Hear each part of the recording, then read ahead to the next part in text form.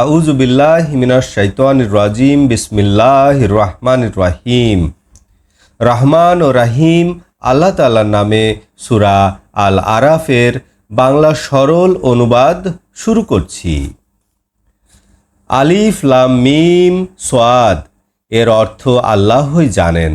আমরা এর প্রতি ঈমান রাখি। আপনার প্রতি কিতাব অবতীর্ণ হয়েছে এ বিষয়ে আপনার অন্তরে যেন কোনো সংকীর্ণতা না থাকে। উহার সাহায্যে আপনি মানুষদেরকে সতর্ক করবেন এবং উহা মুমিনদের জন্য উপদেশ।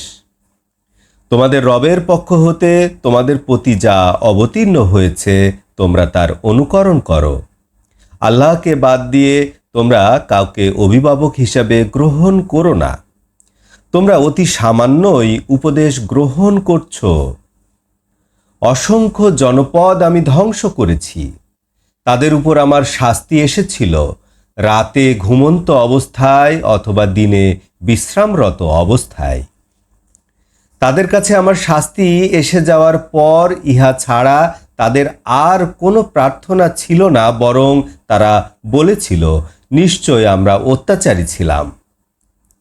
নিশ্চয় আমি জিজ্ঞাসা করব ওদেরকে যাদের কাছে রাসূল পাঠানো হয়েছিল, এবং আমি জিজ্ঞাসা করব তাদেরকেও যাদেরকে রাসূল হিসাবে পাঠানো হয়েছিল।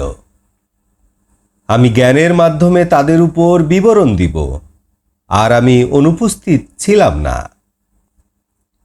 সেদিন ওজন হবে সঠিকভাবে। যাদের ওজন ভারী হবে তারাই কেবল সেদিন জয়যুক্ত, এবং যাদের ওজন হালকা হবে তারা হচ্ছে ওরা যারা নিজেদের ক্ষতি করেছে, কারণ তারা আমার আয়াতগুলির সাথে অবিচার করতেছিল। নিশ্চয় আমি তোমাদেরকে পৃথিবীর বুকে প্রতিষ্ঠিত করেছি। এ পৃথিবীতে তোমাদের জন্য জীবিকার ব্যবস্থা করেছি। তোমরা সামান্যই কৃতজ্ঞতা জ্ঞাপন করো।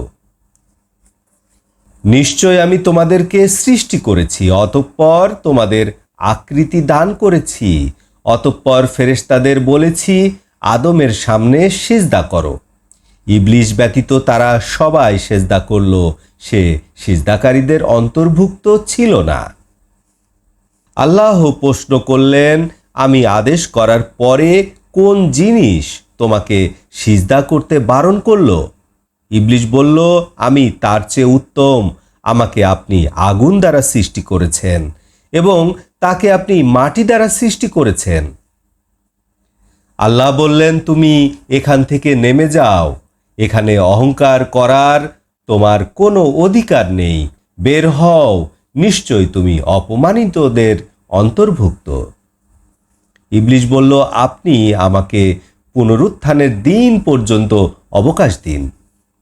আল্লাহ বললেন, নিশ্চয় তুমি অবকাশ প্রাপ্ত। শয়তান বলল, আপনি আমাকে পথহারা করলেন, এ কারণেই আমি আদম সন্তানদের উদ্দেশ্যে আপনার সরল রাস্তায় বসে থাকব। অতঃপর আমি তাদের সম্মুখ, পেছন, ডান, বাম দিক থেকে তাদেরকে আক্রমণ করব। তাদের অধিকাংশকে আপনি কৃতজ্ঞতা জ্ঞাপনকারী পাবেন না। আল্লাহ তাআলা বললেন, তুমি জান্নাত থেকে বের হও, তুমি নিন্দনীয় বিতাড়িত। আদম সন্তানদের মধ্য হতে যারা তোমার অনুকরণ করবে, আমি তোমাদের সকলকে দিয়ে জাহান্নাম পরিপূর্ণ করব।